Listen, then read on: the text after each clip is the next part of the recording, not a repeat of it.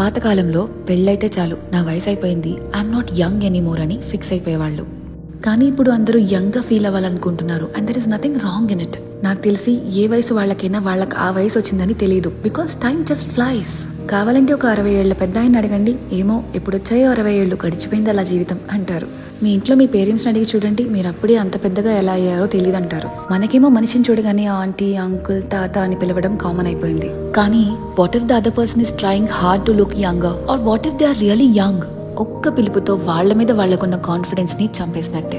ఎందుకంటే యంగ్ గా ఫీల్ అవటం, అందంగా కనిపించడం, ఇవన్నీ కాన్ఫిడెన్స్ ని పెంచే విషయాలు. అంతెందుకు ఎర్లీ 20s లో ఉన్న అమ్మాయిలు కూడా శారీ కట్టుకోవడానికి భయపడుతున్నారు, ఎవడన్నా వచ్చి ఆంటీ అని పిలిస్తే బాధ కలుగుతుందని. పైగా ఈ గ్రే హెయిర్ ఒకటి 20s లోనే వచ్చేస్తున్నాయి. అందుకే నా పిల్లలకైతే నేను చెప్పుకుంటున్నా, అక్క, బ్రో, సిస్, మ్యామ్, అండి లాంటివి వాడుకుంటే ఎవరూ హర్ట్ అవ్వరు. Let everybody feel young and confident about themselves. మనకు వచ్చే నష్టమేం లేదు కదా.